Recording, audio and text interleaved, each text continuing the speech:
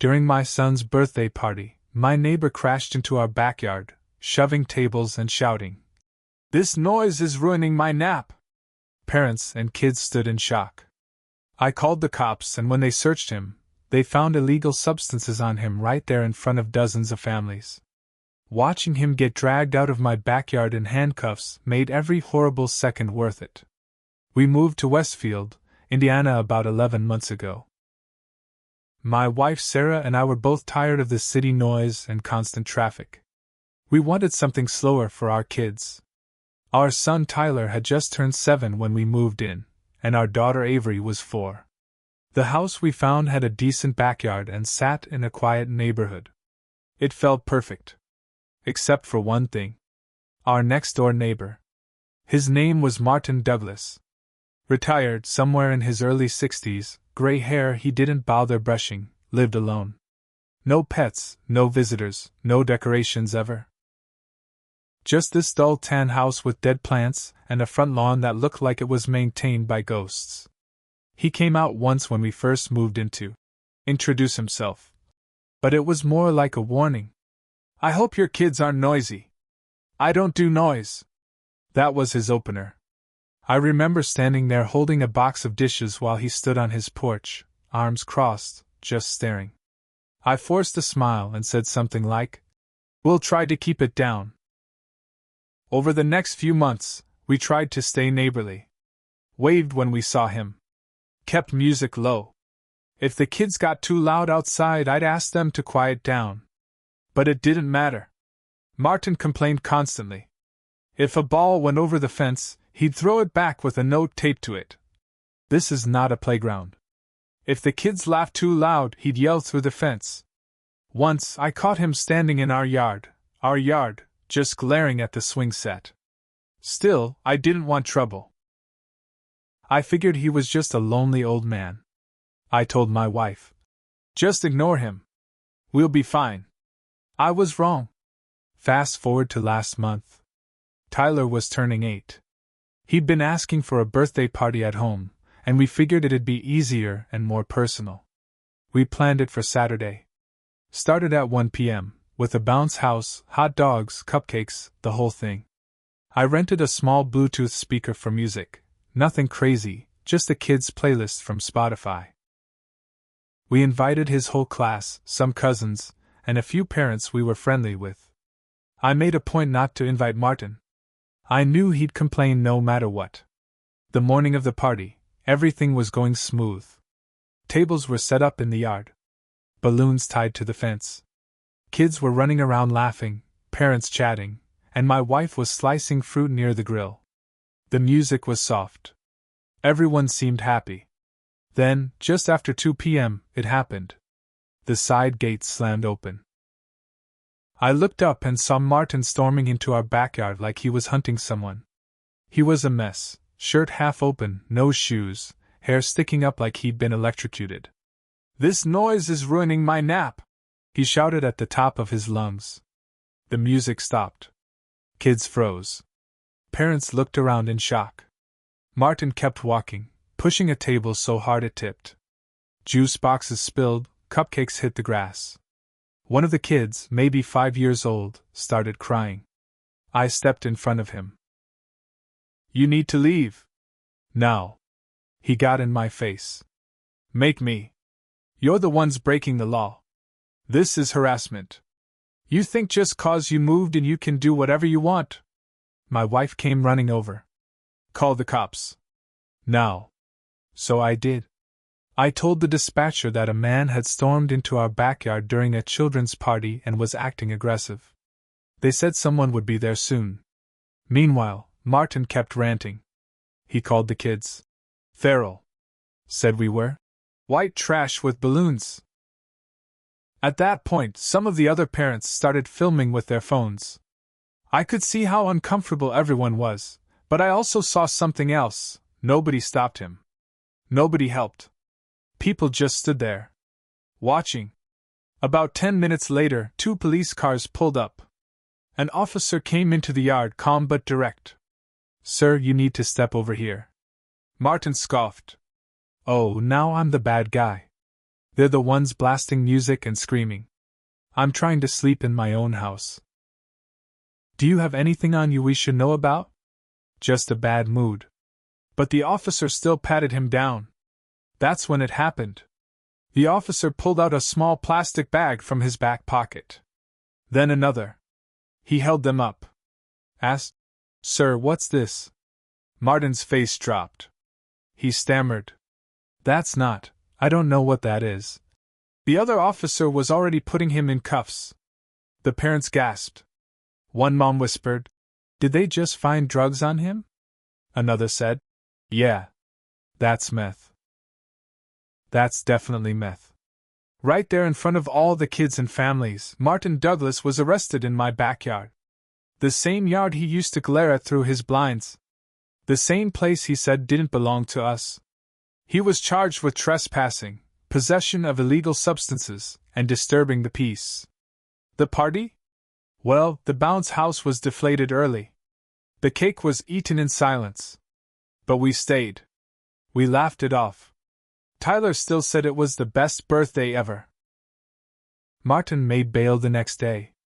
Since then, he hasn't said a word to us. He barely comes outside. Just peeks through his curtains like he's scared someone will knock. And maybe he should be. Because if he ever thought about messing with my family again, he knows exactly what'll happen. After the party, I expected things to calm down. For a while they did. Martin didn't leave his house much. No more yelling through the fence. No more passive-aggressive notes. It was almost peaceful. But that didn't last long. About 3 weeks later, I came home from work and found a letter taped to my front door. It wasn't in an envelope. Just a single sheet of paper, typed out, with no name signed at the bottom. It read, "You think you've won. But you don't know who you're messing with. I've lived here 32 years. You won't last one more." I stood there staring at it. My hands were shaking. I showed it to Sarah, and she told me to call the police again. I did. An officer came out, took a report, but said there wasn't much they could do without proof Martin sent it. It wasn't signed. No cameras caught it. I knew it was him. No doubt in my mind. I bought a security camera that night. Installed it above the front door, another in the backyard. It felt stupid, like overkill, but I didn't care. This guy had crossed the line, and I wasn't about to let him sneak around my property. A week after the cameras went up, I caught him. The footage was grainy, but clear enough. 3:17 a.m. He walked across his lawn barefoot and dumped something on our flower beds. I checked the soil that morning, found what looked like bleach poured over the plants. They were dying by noon. I brought the footage to the police. This time, they issued a warning. They said if he stepped foot on our property again, he'd be facing more serious charges. Martin must have gotten the message, but he didn't stop. He just changed his tactics. Suddenly, I was getting letters from the HOA. Noise complaints. Trash bin violations. Even a fine for damaged fence panels. Every week it was something new. I knew it was him. He was filing anonymous reports. Trying to drown me in paperwork. I went to the HOA board and asked for a meeting. That's when I found out something interesting. Martin used to be on the board. He'd stepped down years ago, but one of the members told me he still advised certain people. I said, "Advised? Or manipulated?" They didn't answer, but their silence told me enough. That's when I realized this was bigger than just a neighbor feud. Martin wasn't just trying to annoy us, he wanted us gone. He wanted to scare us out of the neighborhood. And worse, some of the HOA folks were either scared of him or in his pocket. I told Sarah, "If he wants a war, we'll give him one." She looked nervous. "What are you thinking?" I said, "I'm thinking it's time to dig into Martin Douglas." And I did. I started with public records. Then old court filings. I called in a favor from an old friend who works at the county office. What I found made my blood run cold. Martin had a sealed record from 20 years ago. The only thing I could confirm was that it involved an incident At his previous job, a school, he had been a janitor. He was let go. Quietly. No charges filed. But he'd moved here a few months later. Bought his house in cash. No mortgage, no debt. Clean credit, but no real work since then. Just early retirement. I wasn't sure what it all meant yet, but something was off. So I kept digging. And then I found someone. A woman named Kayla Barnes. She used to live on the street, 2 doors down from Martin. I found her through an old Facebook post about the neighborhood. She'd moved to Carmel 5 years ago. I reached out. Told her I lived near Martin Douglas and was dealing with some issues. Her reply came fast. You need to be careful. That man is dangerous. He did things to my son. We tried to report it, but nothing stuck. We left because no one believed us. I felt sick. I asked if she'd be willing to tell the police again. She said no. She was done with it. But she told me to watch my kids. Watch them closely. That night I didn't sleep. I sat by the camera monitor and just stared at Martin's house. He still had his blinds closed. No lights on. No movement. But I knew. This wasn't about noise. This wasn't about an app. This was about control. And Martin Douglas was about to find out what it felt like to lose it. After that message from Kayla, something shifted in me. I wasn't just angry anymore, I was afraid. I started looking at Martin's behavior in a new light. The way he watched the kids through the fence. The way he never had visitors, never left, never spoke unless he was angry. I didn't tell Sarah what Kayla said. Not at first. I wanted proof. Real proof. So I took it one step further. I bought a cheap audio recorder. Tucked it near the fence line where Martin used to mumble to himself, or yell over at us. I also added a second camera that pointed directly at his driveway. 4 days, nothing. Just the same routine. Porch light on at 7 p.m., off at 10. Curtains drawn all day. Trash bins rolled out like clockwork. Then one night around midnight I caught something. On the camera, Martin came outside in a hooded jacket, walked to his mailbox, and slipped in a bunch of envelopes. No stamps. Just plain white envelopes. I waited till morning and checked the neighbors' mailboxes. Some were already emptied. One, across the street, still had it. I took it out. Inside was a printed page, same font and layout as the one that was taped to my door. It said, "Do you know what kind of people live near you? Keep your children safe." No name. No signature. No details. Just a warning. I knocked on the door of the house and explained everything. The woman who lived there was stunned. "We've lived here 9 years. Who the hell does this?" I told her it was Martin. I showed her the footage. She asked if I was going to do anything about it. I said, yes. But not just yet. I was building something. Meanwhile, Martin kept going. I noticed his backyard shed light turning on late at night. Always after midnight. I positioned one of the cameras higher, pointing toward the side of the shed. Eventually, I caught him sneaking something in, bags, boxes, sometimes just a backpack. It didn't feel like normal storage. I kept saving the clips. I created a folder labeled Martin Proof. It grew fast. Then something unexpected happened. A new family moved in 2 houses down. The Nelsons. Young couple, 2 kids, just moved from Michigan. Friendly people.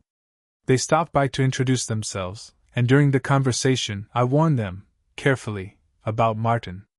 I said, "He's not the kind of neighbor you want around your kids." I could see they weren't sure how to take it. Then, a few days later, their little girl, maybe 5 or 6, ran crying into her house after playing out front.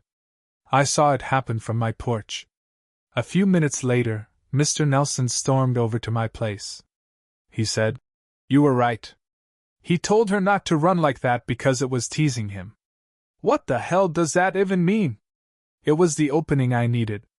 That night, I knocked on the Nelsons' door. I showed them the video I had. The late-night movements. The letters. Even the old footage of Martin getting arrested at Tyler's party. Their jaws dropped. Then I told them about Kayla Barnes. And they told the police. The report was taken seriously this time, probably because it wasn't just me now. With the new family involved, the police started watching closer. Then came the real twist. One of the officers contacted me and asked if I'd be willing to testify, if needed. I asked, "For what?" He said, "There may be a larger investigation starting soon. Not just for the drugs, but other accusations we've received over the years. Most didn't go anywhere, until now. Until now. That's when I finally told Sarah everything. About Kayla. The sealed file. The shed. The new complaints. She didn't say anything for a long time. Just sat at the kitchen table with her hand over her mouth. Then she said, "We can't stay here." I told her we weren't running. Not this time. Martin wanted quiet. Wanted control. Instead, I was going to make him the loudest name on every street in this town. And this was only the beginning. The next few weeks were tense. I barely slept. I kept my cameras running and checked them like clockwork. I collected everything: dates, times, videos, audio clips. I was done waiting for someone else to fix the problem. Then I made a mistake. I sent an anonymous tip to the local paper. Just a few screenshots, a short message. "You should look into Martin Douglas. Former school employee. Arrested recently at a child's party. Neighbors are scared. Something is going on." I didn't sign my name. Didn't think I had to. But the article ran a few days later. And it blew everything open. It wasn't front page, but it was out there. A local blog reposted it. A few neighbors shared it online. Suddenly, Martin's name wasn't just a whisper. It was everywhere. That same night, I heard a loud bang outside. Martin had smashed one of my cameras with a baseball bat. I called the cops immediately. When they came, he didn't deny it. He stood in his driveway holding the bat, yelling that I was harassing him and spreading lies. They arrested him again. This time for vandalism and violating a protection order I had filed just the week before.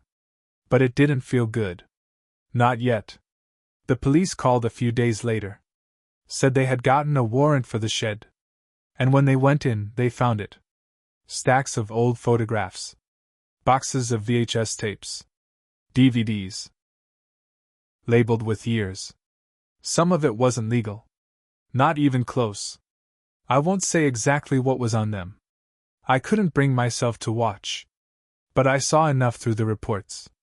Martin wasn't just a cranky old man. He was hiding something much darker. Things from his past that never got dealt with. Things he got away with for years. He was taken into custody again. No bail this time. And that's when it all hit me. I had lived next to a predator. Let my kids play near his fence. Invited strangers into a neighborhood that wasn't safe because I thought I could handle it alone. Sarah was right, we should have left. That was my mistake. I thought I was just getting revenge on a loud, bitter man. But this wasn't about revenge anymore. It was about justice. The Nelsons moved out a month after the arrest. Said they couldn't stomach it. Couldn't sleep right anymore. I don't blame them. We stayed just long enough to testify. Then we packed up too. Tyler didn't understand. He cried when we said goodbye to the swing set. To his room. To the friends he just started to make. But he'll never remember Martin Douglas the way I will. He'll remember the party. The balloons. The cake. The moment the police came and dragged that evil man out in handcuffs, right there in front of everyone. And I'll remember it too. Because even though I made mistakes, even though I waited too long, I made sure Martin never got to hide again. That was the day he lost everything. And the day I took it all back.